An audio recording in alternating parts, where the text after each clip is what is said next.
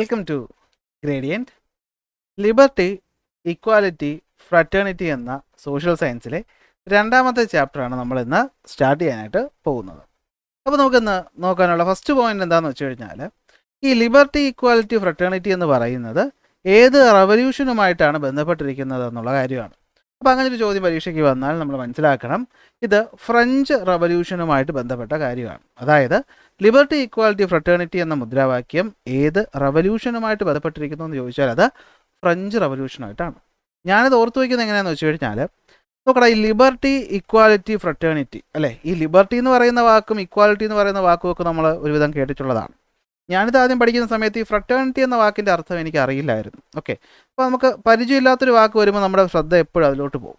അപ്പോൾ ഈ ഫ്രറ്റേണിറ്റിയിലെ എഫ് എടുത്തിട്ട് അതിനെ ഫ്രാൻസ് എന്ന് ഓർത്ത് വയ്ക്കും. അങ്ങനെയാണ് ഞാൻ എന്ത് ചെയ്യുന്നത്, ഈ ഒരു കാര്യം ഓർത്ത് വെച്ചേക്കുന്നത്. അപ്പോൾ ലിബർട്ടി, ഇക്വാലിറ്റി, ഫ്രറ്റേണിറ്റി. അപ്പോൾ ലിബർട്ടി എന്ന് വെച്ച് കഴിഞ്ഞാൽ എന്താണ്? സ്വാതന്ത്ര്യം, സമത്വം, സാഹോദര്യം. അതാണ് ഈ പറയുന്നതിൻ്റെ മലയാള അർത്ഥം എന്ന് പറയുന്നത്. അപ്പോൾ ഈ പറയുന്ന മുദ്രാവാക്യങ്ങൾ ഫ്രാൻസിൽ നടന്ന വിപ്ലവം നമ്മളതിൻ്റെ ഫ്രഞ്ച് വിപ്ലവം എന്ന് പറയും. അതായത് സിമ്പിളായിട്ട് പറഞ്ഞാൽ ഈ ചാപ്റ്റർ നമ്മൾ പഠിക്കാൻ പോകുന്നത് എന്തിനെ പറ്റിയിട്ടാണ്? ഫ്രഞ്ച് വിപ്ലവത്തെ പറ്റിയാണ്. അപ്പോൾ ആദ്യമായിട്ടാണ് നിങ്ങൾ നമ്മുടെ ചാനൽ കാണുന്നതെങ്കിൽ ഉറപ്പായിട്ടും ചാനൽ സബ്സ്ക്രൈബ് ചെയ്യുക. ക്ലാസ്സിൽ ഇഷ്ടപ്പെട്ടാൽ ലൈക്ക് ചെയ്യുക, ഫ്രണ്ട്സിന് ഷെയർ ചെയ്ത് കൊടുക്കുക. അപ്പോൾ നമുക്ക് എന്ത് ചെയ്യാം, സ്റ്റാർട്ട് ചെയ്യാം. അപ്പോൾ നമ്മൾ ഒന്നാമത്തെ ചാപ്റ്റർ പഠിച്ച പോലെ നമ്മൾ ആദ്യം എന്ത് ചെയ്യാൻ പോവുകയാണ്, ഈ പറയുന്ന ഫ്രാൻസിലേക്ക് പോകാൻ പോവുകയാണ്. അപ്പോൾ എവിടെയാണ് ഈ ഫ്രാൻസ് കാണപ്പെടുന്നത്? അതിൽ നിന്ന് വേണം നമ്മൾ ഈ പറയുന്ന ചാപ്റ്റർ പഠിച്ചു തുടങ്ങാനായിട്ട്.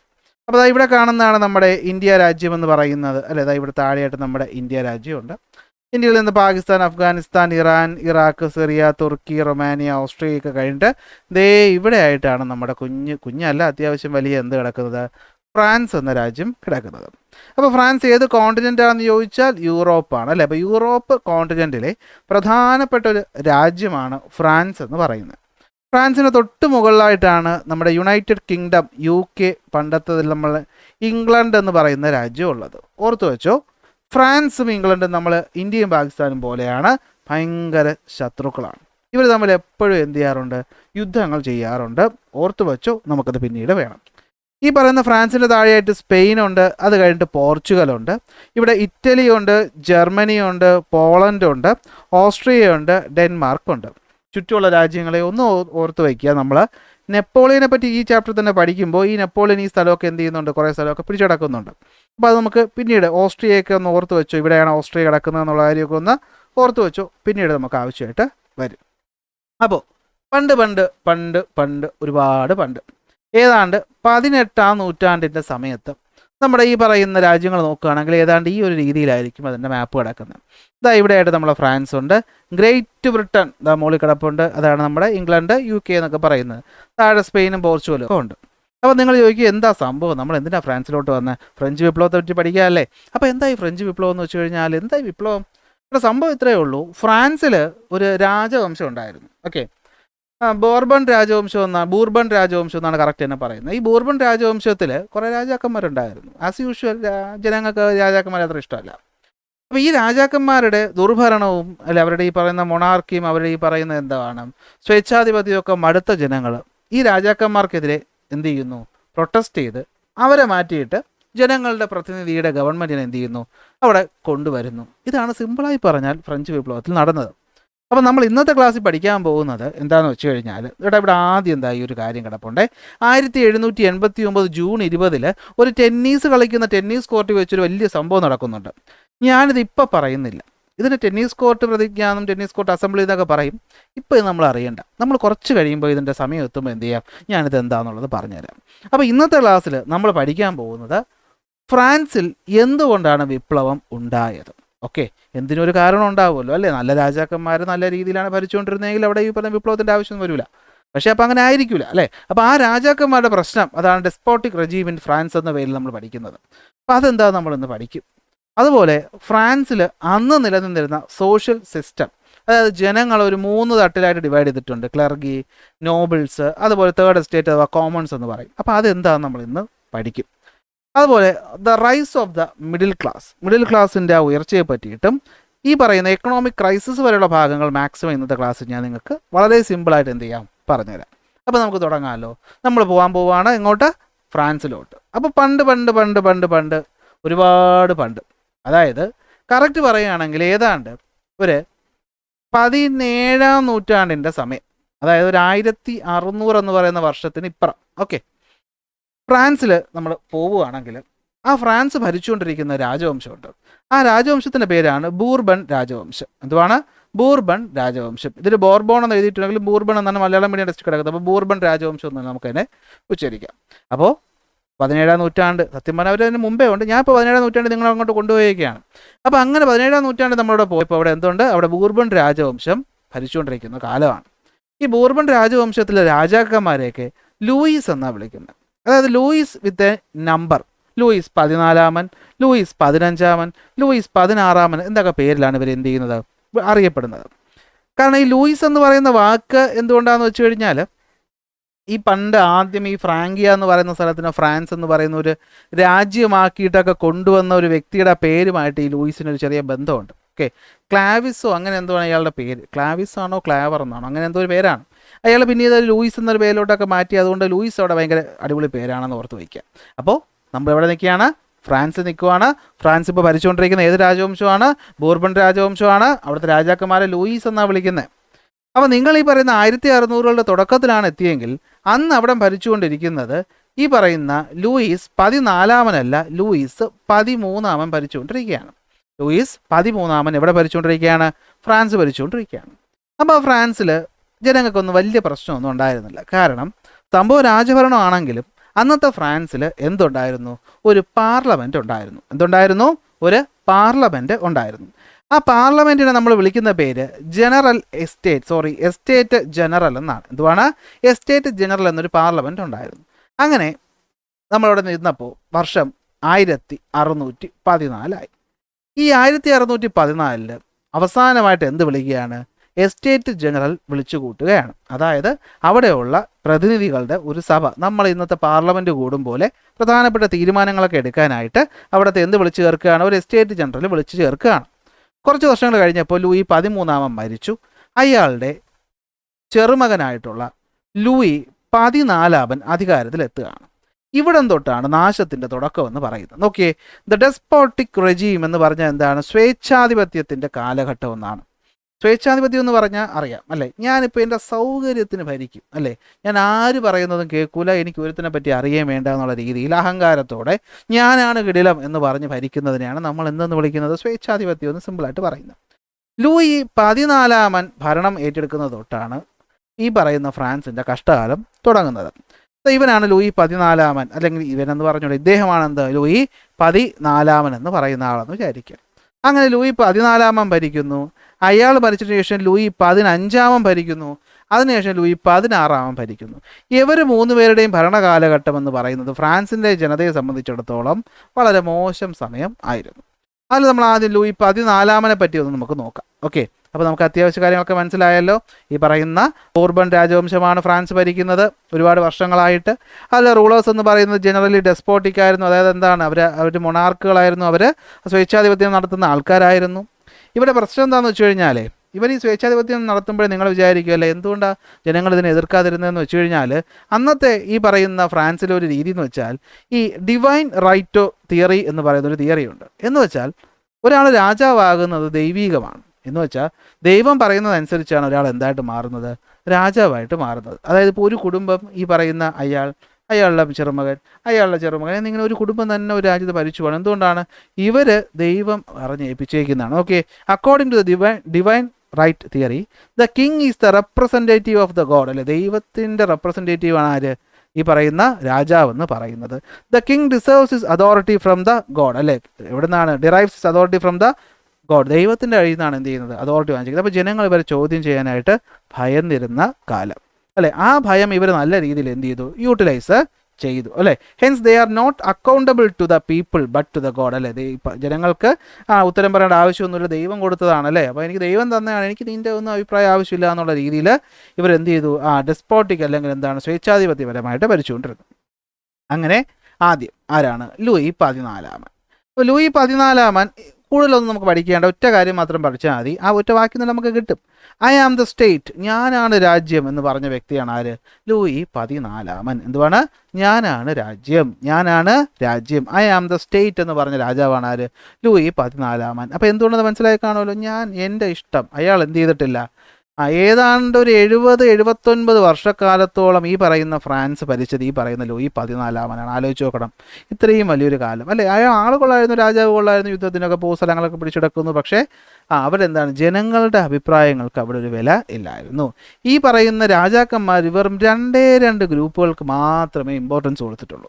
നിങ്ങൾ തന്നെ ആലോചിച്ച് നോക്കി, ഞാനൊരു രാജാവാണ്, ഞാൻ ഭരിച്ചു പോകണമെങ്കിൽ എനിക്ക് ആ രാജ്യത്ത് 2 പ്രധാനപ്പെട്ട ആൾക്കാരുടെ സപ്പോർട്ട് മെയിനായിട്ട് മതി. ആരൊക്കെ എന്നറിയാവോ?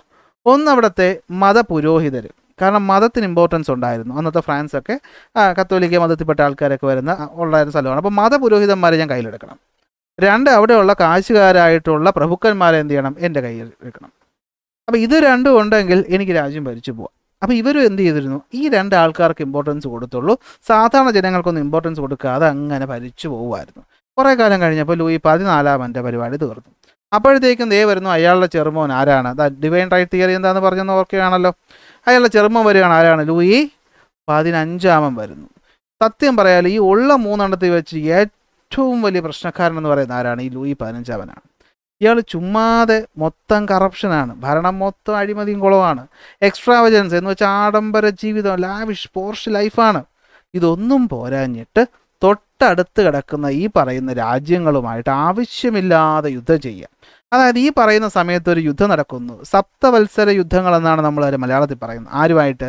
ഈ പറയുന്ന ഫ്രാൻസും അതുപോലെ തന്നെ ആരുമായിട്ട്? ഇംഗ്ലണ്ടുമായിട്ട്. അതായത് നോക്കട്ടെ, ഈ ഒരു കാലഘട്ടത്തിൻ്റെ പ്രത്യേകത എന്ന് പറഞ്ഞു കഴിഞ്ഞാൽ ഈ യൂറോപ്പിലെ രാജ്യങ്ങളൊക്കെ അവിടം ഭരിച്ച് മുടിച്ചിട്ട് എന്ത് ചെയ്യാണ്, ഓരോ ഈസ്റ്റ് ഇന്ത്യ കമ്പനികൾ തുടങ്ങി അവിടുന്ന് കപ്പലിൽ ആൾക്കാരെ വിട്ടിട്ട് മറ്റ് രാജ്യങ്ങളൊക്കെ കോളനികളാക്കിക്കൊണ്ടിരിക്കുന്ന ഒരു കാലഘട്ടമാണ് ഈ പറയുന്ന 1600 എന്ന് പറയുന്നത്. അങ്ങനെ ബ്രിട്ടീഷ് ഈസ്റ്റ് ഇന്ത്യ കമ്പനി കൊണ്ട് നിങ്ങൾ കേട്ടിട്ടുണ്ട്, നമ്മൾ ഇന്ത്യ ഭരിച്ചിരുന്നത്. അന്ന് തന്നെ ഇന്ത്യ വന്നിട്ടുള്ള ഫ്രഞ്ച് ഈസ്റ്റ് ഇന്ത്യ കമ്പനിയും ഉണ്ട്. അപ്പോൾ ഈ പറയുന്ന ഈസ്റ്റ് ഇന്ത്യ കമ്പനികൾ ഈ പറയുന്ന ആധിപത്യം പിടിക്കാൻ വേണ്ടിയിട്ടൊക്കെ നടക്കുന്ന സ്ഥലത്ത് എപ്പോഴും ഈ പറയുന്ന ബ്രിട്ടീഷും ഫ്രഞ്ചും തമ്മിൽ അടിയാണ്. അങ്ങനെ ഈ പറയുന്ന യുദ്ധങ്ങളെയാണ് നമ്മൾ സപ്തവത്സര യുദ്ധങ്ങൾ എന്ന് പറയുന്നത്. ഈ ലൂയി 15 കാലത്ത് ഇങ്ങനെ ഒരുപാട് യുദ്ധങ്ങൾ നടന്നു. അതിൻ്റെ ഫലം എന്തായിരിക്കും? യുദ്ധത്തിൽ ഫ്രാൻസ് പൊട്ടി, അതൊന്നാമത്തെ കാര്യം. അപ്പോൾ ഈ പറയുന്ന യുദ്ധത്തിൽ തോക്കുന്ന ആരാണോ അവരെന്ത് ചെയ്യണം, അവർ മറ്റ് ജയിച്ച രാജ്യക്കാർ പറയുന്ന കണ്ടീഷൻസൊക്കെ അപ്രൂവ് ചെയ്യണം. അങ്ങനെ ഫ്രാൻസ് ഇംഗ്ലണ്ട് പറഞ്ഞ കുറേ കാര്യങ്ങൾ എന്ത് ചെയ്യേണ്ടി വന്നു, അപ്രൂവ് ചെയ്യേണ്ടി വന്നു. അത് നമ്മൾ കുറച്ച് കഴിയുമ്പോൾ പഠിക്കും. അപ്പോൾ എന്ത് പറ്റി? ലൂയി 15 കാലത്ത് കറപ്ഷനായിരുന്നു, ആഡംബര ജീവിതമായിരുന്നു, ഒന്നും പോരാത്തതിന് സപ്തവത്സര യുദ്ധങ്ങളൊക്കെ പൊട്ടിപ്പൊളിഞ്ഞ് നാണം കെട്ട് മൊത്തത്തിൽ എന്ത് പറ്റി? എക്കണോമിക് ക്രൈസിസിലായി. എക്കണോമിക് ക്രൈസിസിലായപ്പോൾ ഇയാൾ എന്ത് ചെയ്തതെന്ന് വെച്ച് കഴിഞ്ഞാൽ ഇയാൾ നികുതികൾ അങ്ങോട്ട് കൂട്ടാൻ തുടങ്ങി. എന്ത് ചെയ്യാൻ തുടങ്ങി? നികുതികൾ കൂട്ടാൻ തുടങ്ങി അല്ലേ, പൈസ പിരിഞ്ഞ് കിട്ടണ്ടേ. അപ്പോൾ എന്ത് ചെയ്തു? മാക്സിമം ആയിട്ട് ടാക്സ് കൂട്ടി. അപ്പോൾ യുദ്ധത്തിന് പോയുള്ള നഷ്ടം, ടാക്സ് കൂടിയ നഷ്ടം, അങ്ങനെ ജനങ്ങളുടെ ജീവിതം എന്ന് പറയുന്നത് ദുരിതമായി. കോമഡി എന്താണെന്ന് വെച്ചാൽ ഇയാൾക്കത് മനസ്സിലായി, ഇയാളുടെ കാലം കഴിഞ്ഞ കഷ്ടകാലമാണ്. അതായത് എനിക്ക് ശേഷം പ്രളയം, എനിക്ക് ശേഷം പ്രളയമാണ് വരാൻ പോകുന്നത് എന്ന് പറഞ്ഞ ഈ പറയുന്ന ഫ്രഞ്ച് ചക്രവർത്തി ആരെന്ന് ചോദിച്ചാൽ അത് ലൂയി 15 നമുക്ക് പഠിക്കേണ്ട, നമുക്ക് പറഞ്ഞു തന്ന അറിവ് വേണമല്ലോടെ. നമുക്ക് പരീക്ഷയുടെ മാർക്ക് മാത്രം പോലല്ലോ അല്ലേ, നമ്മൾ അറിയണ്ടേ, കാര്യങ്ങൾ അറിയണം, വിവരം വേണ്ടേ അല്ലേ. അങ്ങനെ ലൂയി 15 പറയുന്നത് എനിക്ക് ശേഷം പ്രളയം. കാരണം മനസ്സിലായി ഈ രീതിക്കാണ് പോകുന്നതെങ്കിൽ ജനങ്ങൾ എന്ത് ചെയ്യും, ഉടനെ നമുക്കിട്ട് പണി തരുമെന്ന് ഇയാൾക്ക് മനസ്സിലായി. അങ്ങനെ ഇയാൾ മരിച്ചു. തൊട്ടടുത്ത് വരുന്നു ആര്? കഷ്ടകാലം പിടിച്ച ഫ്രഞ്ച് ചക്രവർത്തി ലൂയി 16. ലൂയി 16 കാലഘട്ടം എന്ന് പറഞ്ഞാൽ കഷ്ടനഷ്ടങ്ങളുടെ കാലമാണ്. ഈ ജനങ്ങൾ മൊത്തം ഈ ലൂയി 15 കൊണ്ട് പൊറുതി മുട്ടി ഈശ്വര ഭഗവാനെ ഇയാൾ എങ്ങോട്ടെങ്കിലും പോണേന്ന് പ്രാർത്ഥിച്ചുകൊണ്ടിരുന്ന സമയത്ത് അയാൾ ഭരിച്ചിട്ട് ആര് വരുന്നു? 16 വരുന്നു. സംഭവം എന്താണെന്ന് വെച്ച് കഴിഞ്ഞാൽ ഇയാൾ ഒരു വെറും മണ്ടനായിരുന്നു. മണ്ടനെന്ന് വെച്ച് കഴിഞ്ഞാൽ ഇയാൾക്ക് പ്രധാനമായിട്ടും ഭരണത്തിലൊന്നും ഗവേണൻസിലൊന്നും വലിയ താല്പര്യമൊന്നുമില്ല. ചെറിയ പ്രായത്തിൽ തന്നെ മേരി ആൻറ്റോയിനറ്റ് എന്ന് പറയുന്ന ഒരു സുന്ദരിയായ രാജകുമാരിയൊക്കെ കല്യാണം കഴിച്ചിട്ട് അവരുടെ പുറകെയായിരുന്നു. അത് എന്ത് പറ്റി? ഇയാളുടെ ലോയലായിട്ടുള്ള മിനിസ്റ്റേഴ്സിനെ കാര്യങ്ങളൊക്കെ ഏൽപ്പിച്ചിട്ട് ഇയാളുടെ എക്സ്ട്രാവജൻ്റ് ജീവിതമായിട്ട് ആ രാജ്ഞിയൊത്ത് അടിച്ചു പൊളിച്ച് നടക്കുകയായിരുന്നു. ഈ രാജ്ഞിയാണെങ്കിലും ആവശ്യമില്ലാത്ത കാര്യങ്ങൾ കയറി ഇടപെടുന്നതിൽ മിടുക്കിയായിരുന്നു. അതായത് ഈ പറയുന്ന ഫ്രഞ്ച് ജനത കഷ്ടപ്പെട്ടവർ സമരം ചെയ്യാൻ വന്നതൊക്കെയാണ്. ഞങ്ങൾക്ക് ബ്രെഡ് വാങ്ങാൻ കാശില്ല എന്ന് പറഞ്ഞപ്പോൾ ഈ പെണ്ണുമ്പിള്ള പറഞ്ഞ എന്താണെന്നറിയാവോ? നിങ്ങൾക്ക് ബ്രെഡ് ഇല്ലെങ്കിൽ എന്താ ബിസ്ക്കറ്റ് അല്ല കേക്ക് കഴിച്ചൂടെ എന്ന് ചോദിച്ച ആളാണ്. നിങ്ങൾക്ക് ബ്രെഡ് ഇല്ലെങ്കിൽ എന്താ കേക്ക് കഴിച്ചൂടെ എന്ന്. ഏത് പരിഹാസം, പുച്ഛം. അങ്ങനെയൊക്കെ പുച്ഛിച്ച് അവസാനം പണി എന്താ കിട്ടിയെന്ന് വെച്ച് കഴിഞ്ഞാൽ ഈ ലൂയി 16 ഭാര്യയൊക്കെ എന്ത് ചെയ്യും, ജനങ്ങൾ കോടതി രൂപീകരിച്ച് ശിക്ഷ വിധിച്ച് എന്ത് ചെയ്യും, തട്ടിക്കളയാണ് ചെയ്യുന്നത്. അപ്പോൾ സംഭവം മനസ്സിലായല്ലോ. ഈ പറയുന്ന ഫ്രാൻസിലുള്ളവരെ റവല്യൂഷനിലോട്ട് അവർ ഈ പറയുന്ന വിപ്ലവത്തിലോട്ട് പോകാനുള്ള കാരണം ഇപ്പോൾ പിടികിട്ടി കാണുമല്ലോ. എന്താണ്? ഈ പറയുന്ന രാജാക്കന്മാരുടെ ഡെസ്പോട്ടിക് റെജീം ഇൻ ഫ്രാൻസ് ആണ്. ഓക്കെ, അപ്പോൾ ബോർബൺ രാജവംശത്തിൽപ്പെട്ട രാജാക്കന്മാർ ഫ്രാൻസ് വർഷങ്ങളോളം ഭരിച്ചിരുന്നു. അവരെല്ലാവരും എന്തായിരുന്നു? സ്വേച്ഛാധിപതികളായിരുന്നു. അവർക്ക് ഒരു ഈ പറയുന്ന പാർലമെൻറ്റ് മുമ്പുണ്ടായിരുന്നു, പക്ഷേ അതെന്ത് ചെയ്തിട്ടില്ല. 1614 ലൂയി 13 കാലത്തിന് ശേഷം വിളിച്ചു ചേർത്തിട്ടില്ല. ഏതാണ്ട് 175 വർഷത്തോളം ഇവർ പാർലമെൻറ്റ് വിളിച്ചു ചേർക്കാതെ ഇങ്ങനെ ഭരിക്കുകയാണ്. അതിൽ ഏറ്റവും പ്രധാനപ്പെട്ട അലമ്പനായിരുന്നു ലൂയി 14. ഞാനാണ് രാജ്യം. ഇവരുടെ അധികാരത്തെ ആരും ചോദ്യം ചെയ്യാത്തതിൻ്റെ റീസൺ ചോദിച്ചു കഴിഞ്ഞാൽ അത് ഡിവൈൻ റൈറ്റ് തിയറി കാരണമാണ്. അതായത് ഇവരെന്ന് പറഞ്ഞാൽ ദൈവത്തിൻ്റെ റെപ്രസെൻറ്റേറ്റീവ്സ് ആണെന്നും ഇവർക്ക് ഇവരുടെ അധികാരം ദൈവത്തിൽ നിന്ന് കിട്ടിയെന്നുമാണ് പറയപ്പെടുന്നത്. അതുകൊണ്ട് തന്നെ ഇവർ ആർക്കും അക്കൗണ്ടബിൾ അല്ല എന്ന് പറഞ്ഞു. അതിലാദ്യം വരുന്നു നമ്മൾ പറഞ്ഞ ലൂയി 14. അതിനുശേഷം വരുന്നതാണ് ആര്? ലൂയി 15. എന്ത് ചെയ്തു? കറപ്ഷനും എക്സ്ട്രാവജൻസും കണ്ടിന്യൂസ് ആയ യുദ്ധങ്ങളും കാരണം രാജ്യത്തിൻ്റെ സാമ്പത്തിക സ്ഥിതി വളരെ മോശമാവുകയും അതിന് കൗണ്ടർ ചെയ്യാൻ വേണ്ടി ടാക്സ് കൂട്ടുകയും ജനങ്ങളെ മൊത്തം ബുദ്ധിമുട്ടിലാക്കുകയും ചെയ്തു. അവസാനം വന്ന കഷ്ടകാലം പിടിച്ചതാണ് ലൂയി 16. ലേറ്റർ എന്ത് പറ്റി? അദ്ദേഹവും രാജ്യഭരണത്തിലൊന്നും ഒരു താല്പര്യമില്ലായിരുന്നു. മിനിസ്റ്റേഴ്സിനെ കാര്യങ്ങൾ ഏൽപ്പിച്ച് ക്യൂൻ മേരി ആൻറ്റോണിയറ്റിൻ്റെ കൂടെ എന്ത് ചെയ്യായിരുന്നു? കറങ്ങി നടക്കുക ആയിരുന്നു. അപ്പോൾ മനസ്സിലായി കാണുമല്ലോ, ജനങ്ങൾ മൊത്തം വയലൻ്റായി ഇരിക്കുകയാണ്. ഇനി ഒരൊറ്റ കാര്യം കൂടി, ഇതൊന്നും പോരാഞ്ഞിട്ട് ജനങ്ങൾ വയലൻ്റ് ആവുന്ന ഒരൊറ്റ കാര്യം കൂടി ഉണ്ട്. എന്താണെന്ന് വെച്ചാൽ അന്നത്തെ സോഷ്യൽ സിസ്റ്റം ആയിരുന്നു. ഞാൻ നേരത്തെ പറഞ്ഞു അല്ലേ, ഒരാൾ രാജാവായിട്ട് ഭരിക്കണമെങ്കിൽ അയാൾ പ്രധാനമായിട്ട് 2 ഗ്രൂപ്പിനെ കയ്യിലെടുത്താൽ മതി. ആരെയൊക്കെ? നോബിൾസിനെയും അതുപോലെ പ്രീസ്റ്റുമാരെയും, അല്ലെ, മതപുരോഹിതന്മാരെയും അവിടുത്തെ സമ്പന്നരെയും. അന്ന് അവിടുത്തെ ഫ്രാൻസിൽ പറഞ്ഞത് പ്രധാനപ്പെട്ട ഒരു കാര്യമാണ്. നോക്കിയേ, it was A popular saying among the common people of France, nobles fight, അല്ലെ, പ്രഭുക്കന്മാർ യുദ്ധം ചെയ്യും, പ്രീസ്റ്റ് പ്രേ, പുരോഹിതന്മാർ പ്രാർത്ഥിക്കും, ആൻഡ് ദ കോമൺസ് പേ, സാധാരണക്കാരൻ ഇതിനു വേണ്ടിയുള്ള ചെലവുകൾ വഹിക്കും. അതായത് സാധാരണ കോമൺ പീപ്പിളുടെ കയ്യിൽ നിന്നാണ് എന്ത് വാങ്ങിക്കൊണ്ടിരുന്നത്? നികുതി വാങ്ങിക്കൊണ്ടിരുന്നത്. നോബിൾസിൻ്റെ കയ്യിൽ നിന്നും പ്രീസ്റ്റുകളുടെ കയ്യിൽ നിന്നും അന്ന് ഒന്നും തന്നെ വാങ്ങിച്ചിരുന്നില്ല. അപ്പം മൊത്തം ബേർഡനും ആർക്കാണ്? ജനങ്ങൾക്കാണ്. അപ്പോൾ അതാണ് അവിടുത്തെ എന്തെന്ന് പറയുന്നത്? സോഷ്യൽ സിസ്റ്റം എന്ന് പറയുന്നത്. അതായത് 18-ാം നൂറ്റാണ്ടിൽ ഫ്രഞ്ചിനെ 3 സെക്ഷനായിട്ടാണ് ഡിവൈഡ് ചെയ്തിട്ടുള്ളത്. ഒന്ന്, ദ ക്ലർഗി അഥവാ ഫസ്റ്റ് എസ്റ്റേറ്റ് എന്ന് വിളിക്കും. എന്ത് വിളിക്കും? ഫസ്റ്റ് എസ്റ്റേറ്റ് അഥവാ ക്ലർഗി എന്ന് വെച്ചാൽ പുരോഹിതന്മാർ. ക്ലർഗി എന്ന് വെച്ചാൽ പുരോഹിതൻ എന്നാണ്. 2, സെക്കൻഡ് എസ്റ്റേറ്റ് അഥവാ നോബിൾസ്, ആരാണ്? അവിടുത്തെ സമ്പന്നന്മാർ. തേർഡ് എസ്റ്റേറ്റ് അഥവാ കോമൺ പീപ്പിൾ എന്നിങ്ങനെ 3 രീതിയിലാണ് ഡിവൈഡ് ചെയ്തിട്ടുള്ളത്. ഇനി കോമഡി ഇപ്പോൾ കേട്ടോ. അതിലാദ്യം വരുന്നതാണ് ഫസ്റ്റ് എസ്റ്റേറ്റ് അഥവാ ക്ലർഗി എന്ന് പറയുന്നത്. ഇവിടെ പ്രത്യേകത എന്ന് വെച്ച് കഴിഞ്ഞാൽ പുരോഹിതന്മാർ, അതായത് അന്ന് കാത്തലിക് ചർച്ചുകൾ വളരെയധികം പവർഫുള്ളായിരുന്ന കാലം. അപ്പോൾ ശ്രദ്ധിക്കേണ്ട കാര്യം, കത്തോലിക്ക പള്ളി എന്നുള്ള ടെക്സ്റ്റ് ബുക്കിൽ പറയുന്നതാണ്. അപ്പോൾ ഞാൻ ഈ പറയുന്ന കാര്യങ്ങൾ ഇന്നുള്ള ക്രിസ്ത്യൻസായ ആർക്കും ഒന്നും തോന്നരുത്, ടെക്സ്റ്റ് ബുക്കിൽ കിടക്കുന്ന കാര്യങ്ങൾ പറഞ്ഞു തരുന്നതാണ്. കാരണം ഞാൻ മുമ്പത്തെ ക്ലാസ്സിൽ എന്തോ പറഞ്ഞപ്പോൾ ഒരാളൊരു കമൻറ്റ് ഇട്ട് എൻ്റെ അടുത്ത് ചോദിച്ചതാണ്, സാറേ ഇങ്ങനെയൊന്നും പറയരുത്, മതപരമായ കാര്യങ്ങൾ പറയുമ്പോൾ കുറച്ചുകൂടി ശ്രദ്ധിക്കണമെന്ന്. മതപരമായ കാര്യമെന്ന് വെച്ചാൽ ടെസ്റ്റ് കിടക്കുന്ന പോയിന്റ് ഞാൻ പറഞ്ഞു തന്നേ ഉള്ളൂ, അല്ലാതെ ഞാനൊന്നും കയ്യിൽ നിന്ന് ഇട്ടിട്ടില്ല. ഓക്കെ, അപ്പോൾ കാത്തലിക് ചർച്ച് അന്ന്, അതായത് എല്ലാ മതത്തിനകത്തും എന്തുണ്ടായിരുന്നു? ആദ്യകാലങ്ങളിൽ കുറേ മിസ്റ്റേക്കുകൾ ഉണ്ടായിരുന്നു. ബുദ്ധിയുള്ള മനുഷ്യൻ അതൊക്കെ തിരുത്തിയാണ് ഇന്നത്തെ നമ്മൾ ഈ പറയുന്ന ഡെവലപ്ഡ് ആയിട്ടുള്ള മനുഷ്യന്മാരെ എത്തിയിട്ടുള്ളത്, അല്ലേ? അത് എല്ലാ മതത്തിലും ഉണ്ട്. അതുപോലെ ഇപ്പോൾ ടെക്സ്റ്റ് പറയുമ്പോൾ നമ്മൾ കുറച്ച് കഴിയുമ്പോൾ ഇന്ത്യൻ റിഫോംസ് പഠിക്കുമ്പോൾ ഹിന്ദു മതത്തിലുള്ളത് പറയൂലേ, അതുപോലെ അന്നത്തെ ക്രിസ്ത്യൻ മതത്തിനകത്ത് ആ പറയുന്ന ഫ്രാൻസിൽ കുറച്ച് പ്രശ്നം ഉണ്ടായിരുന്നു. അതായത് അന്നത്തെ പള്ളികൾ പവർഫുള്ളും ആയിരുന്നു, അവർക്ക് ആ നാട്ടിൽ ഒരുപാട് ലാൻഡും ഉണ്ടായിരുന്നു. അപ്പോൾ ഈ പറയുന്ന ലാൻഡിന് ഇവർ നികുതി കൊടുക്കേണ്ട ആവശ്യം ഇല്ലായിരുന്നു. കാരണം മതത്തിന് ഇമ്പോർട്ടൻസ് ഉള്ളതുകൊണ്ട് നികുതി കൊടുക്കേണ്ട. ഇത് പോരാത്തതിന് അവിടുത്തെ സാധാരണ ജനങ്ങൾ പള്ളിക്ക് എന്ത് കൊടുക്കണം? നികുതി കൊടുക്കണം. അതിനെയാണ് നോക്കി, ഇതിനെ തിതൈ എന്നും ടൈത് എന്നും പറയും. ഓക്കെ, തിതൈ എന്നാണ് നോർമലി പറഞ്ഞു കേട്ടിട്ടുള്ളത്, പക്ഷേ മലയാളം ടെസ്റ്റിനകത്ത് ടൈത് എന്നാണ് കിടക്കുന്നത്. അപ്പോൾ നികുതി, പള്ളിക്ക് സാധാരണക്കാർ കൊടുക്കേണ്ട നികുതിയെ വിളിക്കുന്ന പേരാണെന്ത്? ടൈത് അല്ലെങ്കിൽ തിതേ എന്ന് നിങ്ങൾക്ക് ഓർത്ത് വയ്ക്കാം. എന്താണത്? അവർ പ്രൊഡ്യൂസ് ചെയ്യുന്നതിൻ്റെ 10-1 ആർക്ക് കൊടുക്കണം? പള്ളിക്ക് നികുതിയായിട്ട് കൊടുക്കണം. Okay, the clergy paid no taxes, അല്ലെ, പുരോഹിതന്മാർ നികുതി കൊടുത്തിട്ടുമില്ല, അവർക്ക് ഒരുപാട് ലാൻഡും ഉണ്ട്, അതിൽ നിന്നുള്ള വെൽത്ത് കൊടുക്കാം. പോരാത്തതിന് സാധാരണക്കാർ ഉൽപ്പാദിപ്പിക്കുന്നതിൻ്റെ 1/10 അവർക്ക് എന്ത് ചെയ്യണം? പള്ളിക്ക് നികുതിയായിട്ട് കൊടുക്കണം. ആ നികുതി ഏത് എന്ന് പരീക്ഷയ്ക്ക് ചോദിക്കും. തിതൈ അല്ലെങ്കിൽ ടൈത് എന്ന് നിങ്ങൾ ഓർത്ത് വയ്ക്കുക. ഓക്കെ, എന്ത് വയ്ക്കുക? ടൈത് എന്ന് ഓർത്ത് വയ്ക്കുക. അപ്പോൾ ഇത് അന്നത്തെ കോമൺ പീപ്പിൾസിന് അത്രയ്ക്ക് അങ്ങ് സുഖിച്ചിരുന്നില്ല. ഓട്ട് രണ്ടാമത് വരുന്നു പുരോഹിതരല്ലേ, ക്ഷമിച്ചേക്കാം. രണ്ടാമത് വരുന്നതാണ് ആര്? നോബിൾസ് അഥവാ പ്രഭുക്കന്മാർ. ഓക്കെ, ഈ പ്രഭുക്കന്മാരുടെ പ്രത്യേകത കണ്ടോ? പ്രഭുക്കന്മാരാണ് ഫൈറ്റ് ചെയ്യാൻ പോകുന്നത്. അപ്പോൾ ഇവർക്ക് എന്താണ്? ഗവൺമെൻറ്റിലെ വലിയ പൊസിഷൻസും ആർമിയിലെ വലിയ പൊസിഷൻസും ഒരുപാട് ലാൻഡും ഇവരുടെ കയ്യിലുണ്ടായിരുന്നു. നാട്ടുപ്രമാണിമാരെന്ന് ജമ്മിമാരെന്നൊക്കെ പറയുന്ന പോലത്തെ ടീംസ്. ഇവർ പട്ടാളക്കാരെയൊക്കെ രാജാവിന് ആവശ്യമുള്ളപ്പോൾ എന്ത് ചെയ്യും? സപ്പോർട്ട് കൊടുക്കുകയും ചെയ്യും. അവരും ലക്ഷറി ആയിട്ട് അടിച്ചു പൊളിച്ച് ജീവിച്ചിരുന്നു. അവരും എന്ത് ചെയ്തിരുന്നു? കോമൺ പീപ്പിളിൻ്റെ കയ്യിൽ നിന്ന് ടാക്സ് വാങ്ങിച്ചിരുന്നു.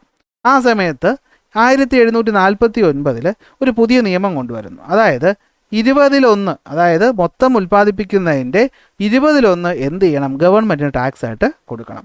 അതിന് നോക്കിയേ, അതിൻ്റെ പേരാണ് വോങ് തിയം. എന്താണ്? വോങ് തിയം. ഓക്കെ, VINGTIEM എന്നാണ് ഇതിന് മലയാളത്തിൽ വായിക്കുമ്പോൾ വോങ് തിയം എന്നാണ്. എന്താണ്? വോങ് തിയം എന്ന പേരിൽ എന്ത് ചെയ്തു? ഉച്ചാരണം ശരിയാണെന്ന് വിശ്വസിക്കുന്നു. വോങ് തിയം എന്ന പേരിൽ എന്ത് ചെയ്തു? വാങ്ങിച്ചിരുന്നു. ചെറുതായിട്ട് ബോറടിച്ചു തുടങ്ങിയല്ലോ. ഒന്നുകൂടി പറയുന്ന കാര്യങ്ങൾ പെട്ടെന്ന് കേട്ടോ. നമ്മൾ എന്താ പറഞ്ഞുകൊണ്ടിരുന്നത്? ഫ്രഞ്ച് വിപ്ലവം. ഫ്രഞ്ച് വിപ്ലവത്തിൻ്റെ കാരണങ്ങളിൽ പ്രധാനപ്പെട്ട ഒന്നാമത്തെ കാരണം എന്ന് പറഞ്ഞാൽ എന്തായിരുന്നു? Despotic regime in France. ഫ്രാൻസിലെ രാജാക്കന്മാർ ജനങ്ങളെ നോക്കാതെ തല്ലിപ്പൊളി തോന്നിവാസപരമായ ഭരണങ്ങൾ നടത്തിയിരുന്നു. 3 പ്രധാനപ്പെട്ട രാജാക്കന്മാർ, 14-മൻ, 15-മൻ, 16-മൻ. 14-മൻ ഞാനാണ് രാജ്യമെന്ന് പറഞ്ഞ് സൗകര്യത്തോടെ ഭരിച്ചിരുന്നു. അപ്പോൾ ജനങ്ങൾ എന്താ അത് ചോദ്യം ചെയ്യാത്തത്? ഡിവൈൻ റൈറ്റ് തിയറി ഉള്ളത് കൊണ്ട് ആണ്. അന്ന് അവർ വിചാരിച്ചിരുന്നത് ദൈവമാണ് അവരെ എന്ത് ചെയ്തത്? അപ്പോയിൻറ്റ് ചെയ്തതെന്നാണ്. ശേഷം വന്ന 15-മനും ആവശ്യമില്ലാത്ത യുദ്ധങ്ങളും എക്സ്ട്രാവജൻ്റ് ലൈഫും കറപ്ഷനും കാണിച്ച് രാജ്യത്തിനെ കുട്ടിച്ചോറാക്കി. അതിനുശേഷം വന്ന 16-മൻ എന്ത് ചെയ്തു? രാജ്യകാര്യങ്ങളിലൊന്നും ശ്രദ്ധയില്ലാതെ ഭാര്യയുടെ കൂടെ കറങ്ങി നടക്കുകയായിരുന്നു എന്ന് ഓർത്ത് വയ്ക്കുക. ഇനി ഈ പറഞ്ഞ പ്രശ്നങ്ങൾക്കെല്ലാം സാധാരണ ജനങ്ങളാണ് എന്ത് ചെയ്തിരുന്നത്? കഷ്ടപ്പെട്ടിരുന്നത്. അതായത് അവിടുത്തെ ഫ്രഞ്ച് സിസ്റ്റം എന്ന് പറയുന്നത് എങ്ങനെയായിരുന്നു? 3 തട്ടുകളായി ജനങ്ങൾ ഡിവൈഡ് ചെയ്തു. അതിലൊന്നാമത്തേത് ഫസ്റ്റ് എസ്റ്റേറ്റ് അഥവാ ക്ലർഗി. അവരാരായിരുന്നു? അവർ പുരോഹിതന്മാരായിരുന്നു കത്തോലിക് പള്ളിയിലെ. അവർക്ക് ആവശ്യത്തിലധികം ലാൻഡ് ഉണ്ടായിരുന്നു. പോരാത്തതിന് അവർക്ക് എന്ത് ചെയ്യണം? സാധാരണ ജനങ്ങൾ തിതൈ എന്ന് പറയുന്ന അല്ലെങ്കിൽ തൈദ് എന്ന് പറയുന്ന നികുതി കൊടുക്കണമായിരുന്നു. അപ്പോൾ പള്ളിക്കാർക്ക് കൊടുക്കേണ്ട നികുതിയാണ് എന്ത്? തൈദ് എന്ന് പറയുന്നത്. എന്തെന്ന് പറയുന്നത്? തൈദ് എന്ന് പറയുന്നത് പള്ളിക്ക് കൊടുക്കേണ്ട നികുതി. ഉൽപ്പാദിപ്പിക്കുന്ന 10-1 എന്ത് ചെയ്യുന്നത്? ഇങ്ങനെ നികുതിയായിട്ട് കൊടുക്കേണ്ടത്. അടുത്ത് വരുന്നു നോബിൾസ് എന്ന് വെച്ചാൽ എന്താണ്? സർക്കാരിലും അതുപോലെ ആർമിയിലും അതുപോലെ ലാൻഡും അധികമായിട്ട് ഓൺ ചെയ്തിരുന്ന പ്രഭുക്കന്മാരെയാണ് നോബിൾസ് അഥവാ സെക്കൻഡ് എസ്റ്റേറ്റ് എന്ന് വിളിക്കുന്നത്. ഇവർക്കും നികുതി കൊടുക്കണമായിരുന്നു. അതിലൊന്ന് വന്ന പ്രധാനപ്പെട്ട ഒരു നികുതിയാണ് എന്ത്? വോങ് തിയം എന്ന് പറയുന്ന നികുതി. വോങ് തിയം നികുതി എപ്പോഴാണ് വരുന്നത്? 749 വരുന്നു. ഇതെല്ലാം കൂടി ഇങ്ങനെ നിൽക്കുകയാണ്. അപ്പോൾ ആലോചിച്ച് നോക്കണം, ഈ പറയുന്നത് എല്ലാവർക്കും വേണ്ട പൈസ കൊടുക്കേണ്ട ആരാണ്? അതാരാണ്? തേർഡ് എസ്റ്റേറ്റ് ആണ്. കണ്ടോ, നോക്ക്. The tax exemption and opposition by the first 2 estate എന്ന് വെച്ചാൽ ഈ ആദ്യത്തെ 2 പേരും ആരൊക്കെ? ക്ലർഗിയും നോബിൾസും നികുതി കൊടുക്കണ്ട. പക്ഷേ ഇവർ രാജാവിനെ സുഖിപ്പിക്കാൻ വേണ്ടി എന്ത് ചെയ്യും? ഇടയ്ക്കിടയ്ക്ക് രാജാവിന് ചെറിയ ചെറിയ ഗിഫ്റ്റുകളൊക്കെ ഇങ്ങനെ സമ്മാനിച്ച് രാജാവിനെ അങ്ങ് സുഖിപ്പിച്ച് വെച്ചേക്കായിരുന്നു. അപ്പോൾ ഇങ്ങനെയാണ് അവിടെ മൊത്തത്തിൽ പൊയ്ക്കൊണ്ടിരുന്നത്. അപ്പോൾ എന്താണ്? മൊത്തത്തിൽ ജനങ്ങൾക്ക് ബുദ്ധിമുട്ടായി. പാവം ഇതെല്ലാം സഹിക്കേണ്ട ആരാണ്? കോമൺസ് എന്നറിയപ്പെടുന്ന തേർഡ് എസ്റ്റേറ്റ് ആണ്. അപ്പോൾ തേർഡ് എസ്റ്റേറ്റ് എന്താക്കിയ വരുന്നത്? അതിനകത്ത് മിഡിൽ ക്ലാസ്സുകാരുണ്ട്, ജോലിക്കാരുണ്ട്, പെസൻസ് ഉണ്ട്. അവരെ മൊത്തത്തിൽ എന്ത് വിളിച്ചു? കോമൺസ് എന്ന് വിളിച്ചു. അപ്പോൾ ഇത്രയേ ഉള്ളൂ. രാജാവ് ഉണ്ട് മുകളിൽ, കിങ്. ക്ലർഗി എന്ന് പറയുന്ന പുരോഹിതന്മാർ, അതുപോലെ എന്താണ്? പ്രഭുക്കന്മാരും ഉണ്ട്. ഇത് കഴിഞ്ഞാൽ ബാക്കി അവിടെ വരുന്ന ആ വലിയ ഗ്രൂപ്പ് ഓഫ് ആൾക്കാരെ മൊത്തം എന്തിലോട്ടായിട്ടത്? കോമൺസിലോട്ടായിട്ടത്. അതിൽ മിഡിൽ ക്ലാസ് ആൾക്കാരുണ്ട്, ജോലിക്കാരുണ്ട്, സാധാരണ ജനങ്ങളുണ്ട്, കൃഷിക്കാരുണ്ട്. അങ്ങനെ പാവം കഷ്ടപ്പെടുന്ന എല്ലാവരും ഉണ്ടായിരുന്നു. The third estate comprised of the majority of the population. മൊത്തം പോപ്പുലേഷൻ്റെ മെജോറിറ്റി എന്തായിരുന്നു? ഇവരായിരുന്നു. അപ്പോൾ ഈ പാവങ്ങളാണല്ലേ, അല്ല ഫാർമേഴ്സ് അതുപോലെയുള്ളവരെല്ലാം എന്താണ്? വളരെയധികം കഷ്ടപ്പെട്ടു. എല്ലാവരും ഉൽപ്പാദിപ്പിക്കുന്നതിൻ്റെ 10-1 പുരോഹിതർക്ക് കൊടുക്കണം എന്ന പേരിൽ. അടുത്ത് അതിൽ 20-1 ആർക്ക് കൊടുക്കണം? നോബിൾസിനും ഗവൺമെൻറ്റിനുമായിട്ട് എന്ത് ചെയ്യണം? കൊടുക്കണം. അപ്പോൾ ആലോചിച്ച് നോക്കി, ഉണ്ടാക്കുന്നതിൻ്റെ മുക്കാലും എന്ത് ചെയ്യുന്നു? അവർ നികുതിയായിട്ട് രാജാവിനും പള്ളിക്കും നോബിൾസിനും ഒക്കെ ഇങ്ങനെ കൊടുത്തുകൊണ്ടിരിക്കുകയായിരുന്നു. അപ്പോൾ പോട്ട് പൈസയല്ലേ കൊടുത്തു തീർക്കാമെന്ന് വെച്ചാൽ തീരുന്നുണ്ടോ? ഇല്ല. അവരെന്ത് ചെയ്യണം? They have to perform military services when it is necessary. ഈ രാജാക്കന്മാരും നോബിൾസും കൂടെ യുദ്ധം ചെയ്യാൻ പോകുമ്പോൾ പടയാളിയായിട്ട് ഇവരെന്ത് ചെയ്യണം? കൂടെ പോകണം. പോരാത്തതിന് എന്താണ്? Provide free services for the construction of public road, water way, bridges etcetera. രാജാവ് പണികഴിപ്പിക്കുന്ന എല്ലാ കാര്യത്തിലും കൂലി വാങ്ങാതെ പോയി ജോലിയും ചെയ്യണം. നിങ്ങളൊന്ന് ആലോചിച്ച് നോക്കി, നിങ്ങളാണ് ഈ അവസ്ഥയിലെങ്കിൽ ചുമ്മാ ഇരിക്കൂ? ചുമ്മാ കേട്ടോണ്ടിരിക്കുമോ? നമുക്ക് രക്തമൊക്കെ തിളച്ച് വരുന്നില്ലേ? അല്ലെ, ഒരു കാണിക്കുന്ന അക്രമത്തിനൊരു മര്യാദ വേണ്ടേ? അല്ലെ, എന്താണ്? പള്ളിക്ക് നികുതി കൊടുക്കാം. ഞാൻ പള്ളി എന്ന് പറയുമ്പോൾ ദേവി അതാരും മതത്തിലോട്ട് ഇത് പോലെ അത് പറയുന്നതുകൊണ്ട് പറയുന്നതാണ്. പള്ളിക്ക് നികുതി കൊടുക്കണം. പെസൻസ് ഈ പറയുന്ന നോബിൾസ് പ്രഭുക്കന്മാർക്ക് നികുതി കൊടുക്കണം. രാജാവിന് നികുതി കൊടുക്കണം. പോട്ട് യുദ്ധം ചെയ്യാൻ പോകുന്ന സമയത്ത് മൊത്തം ഇവരെ കൂടെ യുദ്ധം ചെയ്യാൻ പോകണം. അപ്പോൾ വന്ന് പോയി. അല്ലാതെ ഈ പറയുന്ന നാട്ടിൽ ആവശ്യമില്ലാത്ത ജോലികളും ചെയ്യണം. മൊത്തത്തിൽ പ്രശ്നം. പക്ഷെ പ്രശ്നം എപ്പോഴും നിൽക്കുന്നത് എന്താണെന്ന് വെച്ചാൽ ഇപ്പോഴും ഈ ജനങ്ങൾക്ക് ഈ രാജാവിനെ എതിർക്കാൻ പേടിയാണ്. കാരണം ഈ രാജാവെന്ന് പറയുന്ന ആൾ അത്ര പാവം ഒരാളൊന്നും അല്ല. രാജാവിനെ എതിർത്താൽ ദൈവത്തിനെ എതിർക്കുന്ന പോലെയാണ്. അപ്പോൾ ദൈവഭയം ഉള്ളവനൊന്നും രാജാവിനെ എതിർക്കാൻ നിൽക്കത്തില്ല. ഇനി ഇൻ കേസ് എതിർത്ത് കഴിഞ്ഞാൽ ഇവർക്കൊരു കോട്ടയുണ്ട്, ബാസ്റ്റിൽ കോട്ട എന്ന് പറയും. നമ്മൾ കുറച്ചുകൂടെ പഠിക്കും. ഈ ബാസ്റ്റിൽ കോട്ട എന്ന് പറയുന്ന കോട്ട എന്ന് പറയുന്നത് വെറുതെ കെട്ടി വെച്ചേക്കുന്നതല്ല. ഈ പറഞ്ഞ കാര്യങ്ങൾ ചെയ്യാത്തവന്മാരൊക്കെ അവിടെ പിടിച്ചുകൊണ്ട് പോകും. പിടിച്ചുകൊണ്ട് പോയിട്ട് എന്ത് ചെയ്യും? ഫിനിഷ് ചെയ്യും, തല വെട്ടിക്കളയും. അപ്പോൾ അത് പേടിച്ച് ഈ പാവപ്പെട്ട ജനങ്ങൾ ഇങ്ങനെ കഷ്ടപ്പെട്ടിരിക്കുകയാണ്. മിഡിൽ ക്ലാസ്സുകാരനും ലോ ക്ലാസ്സുകാരനും ഒക്കെ ഇങ്ങനെ കഷ്ടപ്പെട്ടുകൊണ്ടിരിക്കുകയാണ്. അപ്പോഴാണ് ചെറിയ മാറ്റങ്ങളൊക്കെ സംഭവിച്ചു തുടങ്ങുന്നു. എന്താണ് ആ മാറ്റം എന്ന് വെച്ച് കഴിഞ്ഞാൽ, ദേ വരുന്നു കോമൺസിൻ്റെ കാലം കഴിയുമ്പോഴത്തേക്കും the rise of the middle class, middle ക്ലാസ്സുകളുടെ ഉദയം സംഭവിക്കുകയാണ്. എന്ന് വെച്ചാൽ നമ്മൾ പറഞ്ഞല്ലോ, ഈ തേർഡ് എസ്റ്റേറ്റിനകത്താണ് ആര് വരുന്നത്? മിഡിൽ ക്ലാസ്സുകാരൻ, ലോ ക്ലാസ്, അതായത് ഈ പറയുന്ന സാധാരണ ലേബേഴ്സും വരുന്നത്. ഇതിൽ മിഡിൽ ക്ലാസ്സുകാർക്ക് ഈ പറയുന്ന 18-ാം നൂറ്റാണ്ട് കഴിഞ്ഞപ്പോൾ നമ്മൾ ഇറ്റലിയുടെ കാര്യം പഠിച്ചില്ല 1ാമത്തെ ചാപ്റ്ററിൽ. അവിടെ നമ്മൾ പഠിച്ചില്ല എങ്ങനെ രാജാധികാരം എപ്പോഴാണ് തകർക്കപ്പെടുന്നത്? കാശ് സമ്പത്തുമുള്ള മറ്റൊരു ഗ്രൂപ്പ് വരണം. ഇവിടെ അത് തന്നെ സംഭവിച്ചു. കാശ് സമ്പത്തുമുള്ള മറ്റൊരു ഗ്രൂപ്പ് വന്നു. അവരാണ് അവിടുത്തെ മിഡിൽ ക്ലാസ് എന്ന് പറയുന്നത്. ശ്രദ്ധിച്ചോളേ, ഈ മിഡിൽ ക്ലാസ്സിനെ ബൂർഷ്വാ എന്നും പറയും. ഇത് വായിക്കുമ്പോൾ നിങ്ങൾക്ക് ബൂർഷ്വാ എന്ന് തോന്നൂലെങ്കിൽ സത്യമായിട്ട് പറയുകയാണ് പിള്ളേരെ, ഇതിൻ്റെ ഉച്ചാരണം ബൂർഷ്വാ എന്നാണ്. അപ്പോൾ നിങ്ങൾ ചോദിക്കുക, സാറേ ഈ ബൂർഷ്വാ എന്ന് പറഞ്ഞു കഴിഞ്ഞാൽ നമ്മളെ കമ്മ്യൂണിസ്റ്റ് പാർട്ടിക്കാർ പറയുന്ന ക്യാപിറ്റലിസ്റ്റ് മുതലാളിമാരല്ലേ? അല്ലല്ല. റഷ്യൻ വിപ്ലവകാലത്ത്, റഷ്യൻ അല്ല, വിപ്ലവത്തിലോട്ട് പോയി, ഫ്രഞ്ച് വിപ്ലവകാലത്ത് ഈ ബൂർഷ്വാ എന്നറിയപ്പെട്ടിരുന്നത് അന്നത്തെ കാശുള്ള മിഡിൽ ക്ലാസ്സുകാരായിരുന്നു. ആരായിരുന്നു? കാശുള്ള മിഡിൽ ക്ലാസ്. അതായത് അന്ന് ഈ പറയുന്ന കൃഷിയും ഇൻഡസ്ട്രികളും ഒക്കെ അത്യാവശ്യം ഡെവലപ്പായി തുടങ്ങി. ട്രേഡ് നല്ല രീതിയിൽ ഫ്ലറിഷായി. അങ്ങനെ കാശുള്ള ഒരു മിഡിൽ ക്ലാസ് അവിടെ വരാനായിട്ട് തുടങ്ങി. അതായത് ഈ പറയുന്ന പുതിയ ഇൻഡസ്ട്രിയൽ സെക്ടറും അഗ്രികൾച്ചറൽ സെക്ടറും ഒക്കെ വളർന്നത് മുതലെടുത്തുകൊണ്ട് സിറ്റികളിലോട്ട് ചേക്കേറി കുറേ ആൾക്കാർ ഇതിൻ്റെ ഗുണഭോക്താക്കളായിട്ട് മാറി. അങ്ങനെ അവരെന്ത് ചെയ്തു? മിഡിൽ ക്ലാസ് എന്ന പേരിൽ, അല്ലെങ്കിൽ അവർ എക്കണോമിക്കലി സ്ട്രെങ്തൻ ചെയ്ത മിഡിൽ ക്ലാസ് ആയിട്ട് മാറി. ഈ മിഡിൽ ക്ലാസ്സിനകത്ത് ആരൊക്കെ വരും?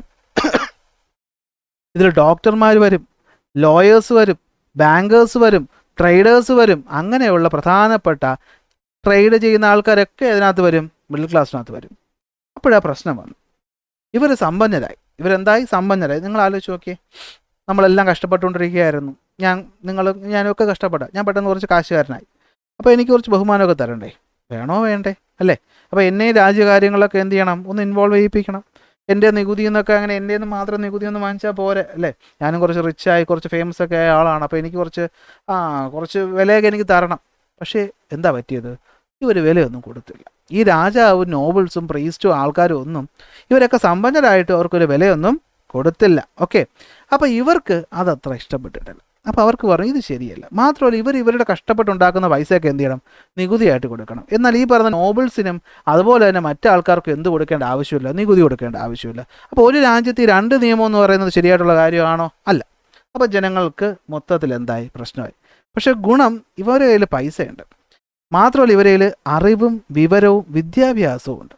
അപ്പോൾ ഈ വിദ്യാഭ്യാസം എവിടെ വരുന്നു? അവിടെ ഈ പറയുന്ന ചൂഷണങ്ങൾ നടക്കാതെ മാറും, അല്ലേ? ഇവിടെ നമ്മൾ അവിടെയും കണ്ടതാണ്, അല്ലേ? പണ്ടത്തെ ഗ്രീക്കോ റോമൻ കൾച്ചറിൽ നിന്നുള്ള ആൾക്കാർ, അല്ലെങ്കിൽ അതിനെപ്പറ്റി വിവരമുള്ള ആൾക്കാർ വന്ന് അത് സാധാരണ ജനങ്ങൾക്ക് പറഞ്ഞു കൊടുത്തപ്പോൾ അവർക്കുള്ളിൽ എന്ത് വന്നു? ഫ്രീഡം വേണമെന്നുള്ള ചിന്ത വന്നു. ഇവിടെ അതുപോലെ തന്നെ വിദ്യാഭ്യാസവും വിവരമുള്ള ആൾക്കാർ മിഡിൽ ക്ലാസ്സിൽ ഉയർന്നു വന്നേക്കും. അവർക്ക് ബാങ്കേഴ്സും ട്രേഡേഴ്സും ഉണ്ട്. അപ്പോൾ കാശിന് പഞ്ഞൊന്നുമില്ല. ഡോക്ടേഴ്സും ലോയേഴ്സും കൊണ്ട് വിവരത്തിന് പഞ്ഞമില്ല. അവർ ജനങ്ങളെയൊക്കെ എന്ത് ചെയ്യാൻ തുടങ്ങി? പറഞ്ഞ് മോട്ടിവേറ്റ് ചെയ്യാനായിട്ട് തുടങ്ങി. അവരുടെ അവകാശങ്ങളെ പറ്റി പറഞ്ഞു കൊടുക്കാനായിട്ട് തുടങ്ങി. അന്നത്തെ കാലത്ത് അവിടെ ഉണ്ടായിരുന്ന കുറച്ച് പ്രധാനപ്പെട്ട തിങ്കേഴ്സ് ഉണ്ട്. നമ്മളിപ്പോൾ പഠിക്കില്ല, അടുത്ത ക്ലാസ്സിൽ പഠിക്കും. ഈ പറയുന്ന വോൾട്ടയർ, റൂസോ, മോണ്ടെസ്ക്യൂനെ പോലെയുള്ള ആൾക്കാരുടെ തത്വചിന്തകൾ അവരെ എന്ത് ചെയ്തു? വല്ലാണ്ട് അങ്ങ് ഇൻഫ്ലുവൻസ് ചെയ്തു. അങ്ങനത്തെ ഒരു കൂട്ടത്തിനെയാണ് നമ്മൾ എന്ത് വിളിക്കുന്നത്? ഈ പറയുന്നത് ബൂർഷ്വാസ് എന്ന് വിളിക്കുന്നത്. എന്ത് വിളിക്കുന്നത്? ബൂർഷ്വാസ് എന്ന് വിളിക്കുന്നത്. അങ്ങനത്തെ ഒരു ഗ്രൂപ്പ് എന്ത് ചെയ്തു? ഉയർന്ന് വന്നു. Okay, this group, also known as the bourgeois, emerged due to the growth in agriculture, industry and trade, becoming economically powerful and well educated. Despite their contribution to the economy and society, they were denied political power, high administrative position and military ranks. ഇതാണ് അവരെ ചൊടിപ്പിച്ച കാര്യം എന്ന് പറയുന്നത്. Which remained reserved for the privilege Noble and clergy. അല്ലെ, നോബിൾസിനും ക്ലർക്കിക്ക് മാത്രമേ ഇതൊക്കെ കൊടുക്കുന്നുള്ളൂ. അപ്പോൾ ആൾക്കാർക്ക് എന്ത് തോന്നുന്നു? ദേഷ്യം വന്നു. The middle class resident the feudal structure. അവർക്ക് ഈ ഫ്യൂഡൽ സ്ട്രക്ചറിൻ്റെ മൊത്തം തെറ്റായിട്ട് തോന്നി. The tax burden and the lack of representation in the governance. They become the main voice of the enlightenment ideas advocating equality, liberty and justice. അപ്പോൾ അവർ ആൾക്കാർക്ക് പറഞ്ഞു കൊടുത്തു, ഇത് ശരിയല്ല, ഇത് ശരിയായിട്ടുള്ള നടപടി അല്ല, ഇങ്ങനെ പോയാൽ അടിപൊളിയായിട്ട് പോകാൻ പറ്റത്തില്ല, പ്രശ്നങ്ങൾ ഉണ്ടാകുമെന്ന് പറഞ്ഞു. അങ്ങനെ ഇരിക്കുന്ന സമയത്താണ് ഒരു വലിയ പ്രശ്നം ഉണ്ടാകുന്നത്. എന്ത് വരുന്നു? ഒരു എക്കണോമിക് ക്രൈസിസ് ഉണ്ടാകുന്നു. എന്തുണ്ടാകുന്നു? ഒരു എക്കണോമിക് ക്രൈസിസ് ഉണ്ടാകുന്നു. ഈ എക്കണോമിക് ക്രൈസിസ് ഞാൻ അതും കൂടി പറഞ്ഞു നിർത്താം, കാരണം നമുക്ക് അടുത്ത ക്ലാസ്സിൽ ഈ തത്വചിന്തകന്മാരെ പറ്റി പറഞ്ഞു തുടങ്ങിയിട്ട് നമുക്കത് ആഫ്റ്റർ എഫക്റ്റിലോട്ട് പോകാനുള്ളതാണ്. അപ്പോൾ അതും കൂടി ഒന്ന് ഞാൻ പറഞ്ഞു നിർത്താം. സിമ്പിൾ, ഒന്നുമില്ല. ഈ പറയുന്ന 1770 എന്താ പറ്റിയത്? 15 നടത്തിയ യുദ്ധത്തിൻ്റെ ബേർഡൻ മൊത്തം ടാക്സും ഒക്കെ ഇങ്ങനെ വന്നേക്കുകയാണ്. 16 ഒന്നും ചെയ്യാനായിട്ട് അറിഞ്ഞും കൂടാ. അങ്ങനെ രാജ്യം മൊത്തം കടം കയറി മുടിയാനായിട്ട് തുടങ്ങി. ഒരു സിവിയറായ എക്കണോമിക് ക്രൈസിസ് ഉണ്ടായി. അങ്ങനെ എന്താ പറ്റിയെന്ന് വെച്ചാൽ ബിറ്റ്വീൻ 1730 to 89, 1730 തൊട്ട് 89 വരെയുള്ള കാലഘട്ടത്തിൽ നമ്മുടെ സീരിയൽസ്, അവരുടെ ധാന്യങ്ങളുടെ വില 60% കൂടി. ആലോചിച്ച് നോക്കണം, 60% ധാന്യങ്ങളുടെ വില കൂടി. ശമ്പളം വെറും 22% കൂടിയുള്ളൂ. അപ്പോൾ ആൾക്കാർക്ക് ഇതൊന്നും അഫോർഡ് ചെയ്യാൻ വയ്യ. ആൾക്കാർക്ക് കാശില്ല. ഇതാണ് ഞാൻ പറഞ്ഞ നേരത്തെ ഫുഡിൻ്റെ കാര്യം ചോദിച്ചുകൊണ്ട് സമരം നടത്തിയപ്പോൾ ആ പെണ്ണുമ്പിള്ള എന്താ പറഞ്ഞത്? നിങ്ങൾ ബ്രെഡ് ഇല്ലെങ്കിൽ പോയി കേക്ക് തിന്നടാന്ന് പറഞ്ഞു വിട്ടത്. ഇഷ്ടപ്പെടുവോ? ഇല്ല. അങ്ങനെ വന്നു. ഇനി പോരാതെ എന്തു പറ്റി? ഈ പറയുന്ന ഫോഡർ, കന്നുകാലി തീറ്റയ്ക്കും എന്ത് ചെയ്തു? ഭയങ്കരമായ ക്ഷാമം വന്നു. അപ്പോൾ അതെന്ത് പറ്റി? കന്നുകാലികൾ അവിടെ ഇമ്പോർട്ടൻ്റ് ആണ്. 1/3 ഓഫ് ദ പോപ്പുലേഷൻ ഇത് മൊത്തത്തിൽ അഫക്റ്റ് ചെയ്തു. അങ്ങനെ ഇവിടുന്ന് ഇത്രയും നിങ്ങൾ മനസ്സിലാക്കിയാൽ മതി. ഫാർമേഴ്സ് മൊത്തം ഇടയാൻ തുടങ്ങി. ഫാർമേഴ്സും ലോവർ ക്ലാസ്സിലുണ്ടായിരുന്ന പെസൻസും ഇതോടെ മൊത്തത്തിൽ തകർന്നടിഞ്ഞു. പോരാഞ്ഞിട്ട് നേരത്തെ ഒരു യുദ്ധം ഞാൻ പറഞ്ഞു, സപ്തവത്സര യുദ്ധം എന്ന് പറഞ്ഞ് ഇംഗ്ലണ്ടും ഫ്രാൻസും കൂടി അടിച്ച കേസ്. ഇംഗ്ലണ്ട് ജയിച്ചു, ഫ്രാൻസ് തോറ്റു. അങ്ങനെ എന്ത് പറ്റി? ഈ ഇംഗ്ലണ്ടിനുമായിട്ട് ഫ്രാൻസിനൊരു ട്രീറ്റ് സൈൻ ചെയ്യേണ്ടി വന്നു. അതും പ്രകാരം ബ്രിട്ടനിൽ ഉൽപ്പാദിപ്പിക്കുന്ന സാധനങ്ങളൊക്കെ ഡ്യൂട്ടി കുറച്ച് ഫ്രാൻസ് ഇറക്കേണ്ടി വന്നു. ബ്രിട്ടനിൽ ഉൽപ്പാദിപ്പിക്കുന്ന സാധനങ്ങളൊക്കെ ഡ്യൂട്ടി കുറച്ച് ഫ്രാൻസ് ഇറക്കേണ്ടി വന്നു. അപ്പോൾ എന്ത് പറ്റി? ഫ്രാൻസിലെ കരകൗശല ആർട്ടിസ്റ്റുകൾ ആ നാട്ടിലുണ്ടാക്കുന്ന സാധനങ്ങൾക്കൊക്കെ കോമ്പറ്റീഷനായിട്ട് ബ്രിട്ടനിൽ നിന്നുള്ള സാധനങ്ങൾ വന്നിറങ്ങി. അപ്പോൾ ഇവർക്കും പണിയില്ലാതായി. അപ്പോൾ അങ്ങനെ എന്ത് പറ്റി? ഈ പറയുന്ന ആർട്ടീഷ്യൻസ് ആയിട്ടുള്ള ആൾക്കാർ മൊത്തത്തിൽ എന്ത് ചെയ്യാൻ തുടങ്ങി? ഇടയാൻ തുടങ്ങി. അപ്പോൾ രാജാവിന് വേറെ വഴിയില്ല. നോബിൾസിനെ മാത്രം നമ്പിക്കൊണ്ടിരുന്ന കാര്യമില്ല. അവരെന്ത് ചെയ്യാൻ തുടങ്ങി? രാജാവ് കടം വാങ്ങാൻ തുടങ്ങി. എന്ത് ചെയ്തു? കടം വാങ്ങാനായിട്ട് തുടങ്ങി. ബാങ്കർമാരിൽ നിന്നും ട്രേഡർമാരിൽ നിന്നും രാജാവ് കടം വാങ്ങിച്ചു. കടം വാങ്ങിച്ചിട്ട് പകരം പൈസയല്ല കൊടുത്തത്, ബോണ്ടുകളാണ് കൊടുത്തത്. പക്ഷേ ഖജനാവിൻ്റെ ഇപ്പോഴത്തെ പോക്ക് പോകുന്ന അനുസരിച്ച് ഇനി ബോണ്ട് പോയിട്ട് ബോണ്ട് കിട്ടിയിട്ടും കാര്യമില്ലെന്ന് മനസ്സിലാക്കിയ മിഡിൽ ക്ലാസ്സുകാരും എന്ത് ചെയ്യാൻ തുടങ്ങി? ഈ പോക്ക് ശരിയല്ല എന്ന് പറയാൻ തുടങ്ങി. അവരെന്ന് പറയാൻ പ്രധാന ഒരു കാര്യം എന്ന് വെച്ചാൽ, രാജാവെ നിങ്ങൾ ഈ കാണിക്കുന്ന ശരിയാണോ? നികുതി എന്ന് പറയുമ്പോൾ എല്ലാവർക്കും നികുതി വേണ്ടേ? ഒരുപാട് സ്വത്തുള്ള ക്ലർക്കിയുടെ കയ്യിൽ നിന്ന് നിങ്ങൾ നികുതി വാങ്ങണോണോ? ഇല്ല. ഒരുപാട് ഭൂസ്വത്തുള്ള നോബിൾസിൻ്റെ കയ്യിൽ നിങ്ങൾ നികുതി വാങ്ങുന്നുണ്ടോ? ഇല്ല. നിങ്ങൾ അവരെ നിന്നും കൂടി നികുതി വാങ്ങിച്ചാൽ നമുക്ക് ഈ പറയുന്ന കടമൊക്കെ എന്ത് ചെയ്യാം? അടച്ചു തീർക്കാമെന്ന് പറയും. അങ്ങനെ അടച്ചു തീർക്കാന്ന് പറയുമ്പോൾ രാജാവ് പറയും, അതൊന്നും പറ്റില്ല. അത് പറ്റില്ല. ക്ലർക്കിയെയും നോബിൾസിനെയും ഒന്നും എന്താ പറ്റില്ല, എനിക്ക് അവരെ വെറുപ്പിക്കാനായിട്ട് പറ്റത്തില്ല. അപ്പോൾ അവർ പറയും, നമുക്ക് സൊല്യൂഷൻ ഉണ്ടാക്കാം, നിങ്ങൾ എന്ത് ചെയ്യും? പാർലമെൻറ്റ് വിളിച്ച് ചേർക്ക്. അപ്പോൾ ഇയാൾ അതിനൊന്നും തയ്യാറാവുന്നത്. അപ്പോൾ ആൾക്കാർക്ക് മിഡിൽ ക്ലാസ്സും എന്ത് ചെയ്തു? ദേഷ്യം വന്നു. The empty coffers discouraged bankers from lending more money. One of the main reasons why the middle class that included the banker opposed the government was this inequality in taxation. They demanded that rules of taxation should be made equal among citizens. എല്ലാവർക്കും ഒരുപോലെ ആക്കി രാജാവേ നിയമമെന്ന് പറഞ്ഞു. അപ്പോൾ രാജാവ് അവസാനം ഇത് കഴിയുമ്പോൾ എന്ത് ചെയ്യാണ്? രാജാവ് നിർബന്ധിതനാവുകയാണ്. എന്തിനാണ്? ഈ പറയുന്ന ഒരു കാര്യം വിളിച്ചു ചേർക്കാനായിട്ട്.